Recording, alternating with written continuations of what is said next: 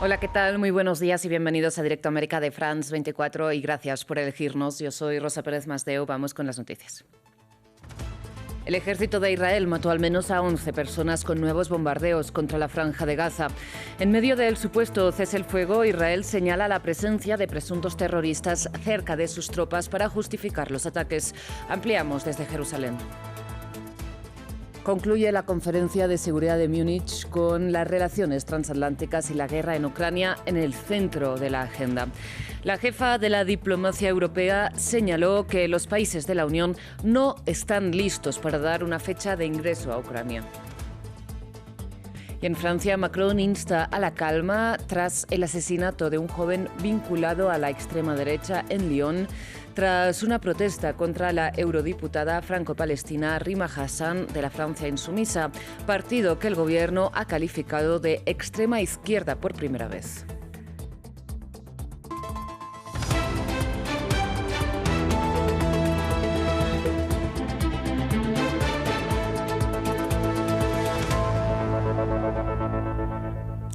Iniciamos con noticias de la Franja de Gaza porque el ejército de Israel ha matado al menos a 11 personas con nuevos bombardeos contra Han Yunis, Ciudad de Gaza y Jabalia, según informa el Ministerio de Salud gazatí, que eleva ya a 600 las víctimas mortales de ataques israelíes solo desde el inicio del cese el fuego pactado en octubre, recordemos, entre Hamas y el gobierno de Netanyahu.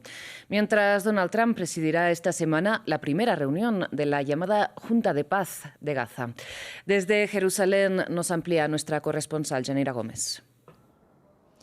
Para los habitantes de Gaza ha sido otra dura madrugada de bombardeos israelíes, pese al alto el fuego que Israel y Hamas acordaron el 10 de octubre y que en teoría los prohíbe. Hay una decena de muertos, sobre todo por ataques en Jabalia, en el norte, y en Han Yunis, en el sur, incluyendo zonas donde los desplazados, que son la mayoría de la población, se apiñan en precarias tiendas de campaña.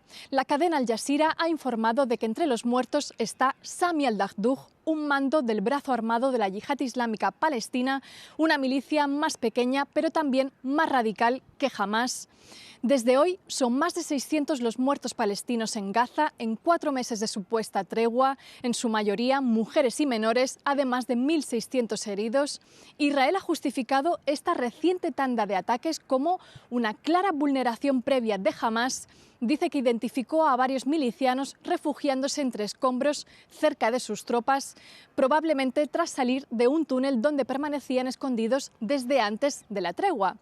Esto ha sido al este de la línea amarilla, es decir, en el 58% de Gaza que controla Israel, una situación que no tiene ninguna perspectiva de cambio. Y es que el acuerdo de Trump sigue siendo vulnerado día tras día sin consecuencias. El gobierno de Netanyahu ni siquiera ha permitido aún entrar a Gaza al comité de tecnócratas palestinos que debe reemplazar a Hamas en la gestión cotidiana de 2 millones de gazatíes necesitados de todo. Por el cruce de Rafah con Egipto, que reabrió Israel hace 2 semanas por presión de Washington, está dejando pasar a gazatíes de forma intermitente, con restricciones y muy por debajo de las cifras que se esperaban. Mientras el movimiento islamista Hamas rechaza desarmarse totalmente, lo que le exige Israel para permitir la reconstrucción de una Gaza que primero de todo necesita una entrada masiva de ayuda. Mientras tanto, en Alemania concluye la conferencia de seguridad de Múnich, donde este domingo la jefa de la diplomacia europea, Kaja Kallas, aseguró que Ucrania es parte del bloque europeo, pero que sin embargo los Estados miembros no están listos, al menos de momento, para prometer una fecha de ingreso a Kiev. Mientras la resolución de la guerra en Ucrania es solo uno de los temas que confronta ahora mismo a Bruselas con Washington, como saben. De hecho, la crisis transatlántica ha protagonizado el debate en Alemania. Nos amplía nuestra enviada especial, Erika Olavarría. Tras el discurso del secretario de Estado Marco Rubio, la presidenta de la Comisión Europea, así como el primer ministro británico, se decían más tranquilos. Efectivamente, el discurso de Rubio fue más diplomático que el que hace un año dio el vicepresidente de los Estados Unidos aquí, J.D. Vance. Sin embargo, la idea de fondo era la misma. Estados Unidos invita a Europa a unirse a ellos para una reconstrucción, pues Europa, según Estados Unidos, está amenazada en su civilización, entre otras razones, por una inmigración masiva. Y además le propone refundar un nuevo orden internacional paralelo a las Naciones Unidas. El presidente Emmanuel Macron habló antes que Marco Rubio, pero ya tenía claras las ideas y llamó a los europeos a ser orgullosos de este continente y de este bloque a ser verdaderos actores geopolíticos ante las críticas. Más moderado fue el canciller Merz, el canciller alemán, a quien le cuesta abandonar ese vínculo con el aliado transatlántico. Merz llamó a mantener el vínculo con la OTAN, pues en este mundo de potencias, dijo, ni siquiera Estados Unidos puede valerse por sí solo. El canciller de China, por su parte, dijo que un mundo sin Naciones Unidas sería la ley de la selva, así que llamó a mantener el orden internacional actual, pero en cambio esquivó las preguntas del presidente de esta conferencia sobre la posibilidad de que China medie ante Rusia en el conflicto ucraniano. Esta conferencia es también una serie de eventos paralelos y sin duda la sorpresa la dio Reza Pahlavi, el heredero del Shah de Irán, que ayer reunió en Múnich a más de 200.000 personas. A ellas les prometió organizar una transición democrática en Irán, transición también laica. En la conferencia, en cambio, pidió a los Estados Unidos intervenir para derrotar a la República Islámica. Cambiamos de tema y de Alemania vamos hasta Francia, donde el presidente Macron instó a la calma tras el asesinato a golpes de un joven vinculado a la extrema derecha en Lyon, que habría sido atacado mientras supuestamente brindaba seguridad a una organización de mujeres de ultraderecha también, que protestaba contra la presencia de la eurodiputada franco-palestina Rima Hassan en una universidad de la ciudad. Precisamente Rima Hassan es del partido La Francia Insumisa, que ahora, en un giro histórico, el gobierno francés ha calificado de extrema izquierda de cara a las elecciones municipales de marzo. Las tensiones entre la extrema derecha y la extrema izquierda en Francia están al punto de ebullición tras la muerte de un joven de Lyon.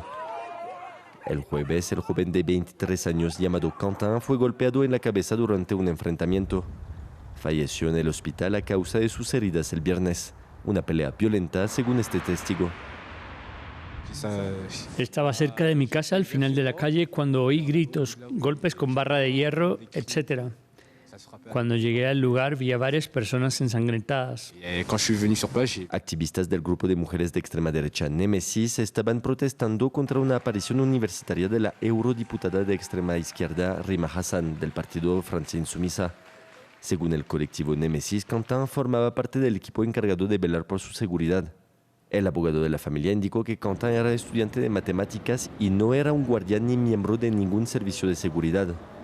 Némésis responsabiliza a la izquierda, especialmente a los antifascistas y a Francia Insumisa, por su muerte. El partido niega estas acusaciones y afirma que sus oficinas en todo el país fueron atacadas como resultado del incidente. El líder de la Francia Insumisa, Jean-Luc Mélenchon, dice que algunos políticos de extrema derecha, como Marine Le Pen de Agrupación Nacional, están avivando las tensiones y explotando la tragedia. Le Pen anteriormente había dicho que las milicias de izquierda eran responsables y que dependían del apoyo de Francia Insumisa, y que tales milicias deberían ser designadas como terroristas. Al dolor insondable de la pérdida de un hijo no debe seguirle la insoportable impunidad de los bárbaros responsables de este linchamiento. Será la justicia la que juzgue y condene con la mayor severidad este acto criminal de una violencia sin precedentes. El presidente francés Emmanuel Macron se ha pronunciado sobre las tensiones pidiendo calma y moderación. En la República, ninguna causa, ninguna ideología justificará jamás el asesinato. Este llamado a la calma fue respaldado por la familia de Quentin. Una investigación está en curso para determinar las circunstancias exactas de la muerte del estudiante. En otras noticias de Francia, el suroeste del país se enfrenta a niveles de inundaciones récord y generalizadas. El desbordamiento del río Garonne ha dejado pueblos totalmente aislados, puentes cerrados y cientos de personas evacuadas. La historia la tiene Samuel Salgado. Tormentas intensas, entre ellas la violenta Nile, han saturado el suelo y provocado una crecida histórica en el suroeste de Francia. Gironde y Lot-et-Garonne permanecen en alerta roja por inundaciones. En Bourdelle, cerca de La Réole, el agua lo cubre todo hasta donde alcanza la vista. Puentes cerrados desde Agen hasta Burdeos obligan a largos desvíos. En Lot-et-Garonne, evacuaciones preventivas por fragilidad de diques han afectado ya a más de 500 personas solo en Aiguillon, sumándose a otras 900 en el departamento. Desde ayer estamos llevando a cabo misiones de vigilancia en el río Garonne, principalmente vigilando los diques. Además, también llevamos a cabo misiones de protección de bienes para evitar posibles saqueos y de protección de personas cuando se da el caso con posibles evacuaciones. En varios municipios los habitantes están completamente aislados. Sin embargo, muchos ya conocen estas situaciones. En 2021 vivieron inundaciones graves, pero menores que las actuales. El nivel en la Réole alcanzó casi 10 metros el sábado, superando ya en algunos registros a la anterior inundación. Como habrán notado, el nivel de agua no ha bajado. De hecho, ya lo esperábamos. Las autoridades advierten que si el agua sigue subiendo, rebasará los diques y la situación se complicará drásticamente. Las crecidas alcanzarán su pico este fin de semana, mientras continúan múltiples alertas por viento, nieve y avalanchas. Cambiamos de tema. En Ecuador, la policía anunció el sábado que localizó 8 cabezas humanas junto a panfletos con la leyenda "Prohibido robar", con lo que ya suman 13 cabezas halladas en el último mes en el país. El encuentro en esta ocasión fue en la provincia costera del Guayas, uno de los principales escenarios de las violentas disputas entre grupos de narcotraficantes que han convertido al país en el más violento de América Latina, con una tasa de 54 asesinatos por cada 100.000 habitantes al cierre del año 2025. Bien, y cerramos con noticias un poco más alegres en Brasil, que ha celebrado ya el primer fin de semana de carnaval. Si bien el de Río de Janeiro es el más famoso del país, en las principales ciudades costeras como Recife también hay festividades callejeras con referencias a la cultura popular. Sin embargo, la gentrificación y el turismo de masas amenaza también la cultura local. En el tradicional barrio de Santa Teresa, centro de Río de Janeiro, el desfile callejero Carmelitas marca el inicio del carnaval más popular del mundo. Según la leyenda local, una monja del antiguo convento de Santa Teresa se escapó un día para disfrutar de las festividades del carnaval. Desde entonces, los habitantes locales suelen disfrazarse de figuras religiosas. Una lógica barrial del carnaval que, según algunos organizadores y expertos culturales, a menudo choca con los intereses mercantiles y turísticos. La samba es barrio. Hablamos un poco de política, pero de lo que hablamos principalmente es del barrio, que está lleno de turistas de gentrificación. Hay una frase que dice: ¿será que yo soy el turista? Porque en el bus solo suben turistas.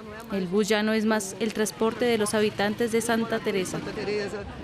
Parece una anécdota graciosa, pero las festividades callejeras asociadas al desorden, la agitación y un pasado colonial y esclavista sobrevivieron a los intentos de las élites de principios del siglo XX de imponer un modelo de carnaval al estilo europeo. Brasil es el país de muchos carnavales.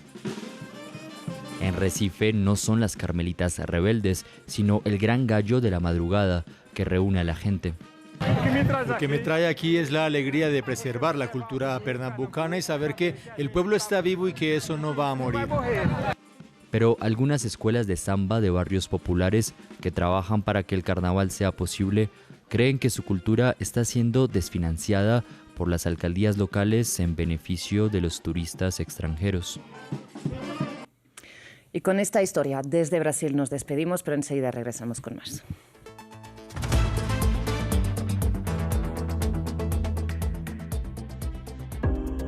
Para comprender mejor el mundo, es indispensable sumergirse en él. De Buenos Aires a Beirut, pasando por Kinshasa, Kiev o Washington, los corresponsales de France 24 están en todas partes. 200 corresponsales que viven cerca de usted. Su misión, informarle en todo el mundo y a cualquier hora del día. Información objetiva, seria, fiable e independiente. Hechos verificados, noticias falsas desenmascaradas. France 24. Estamos aquí, estamos allí y allá para informarle.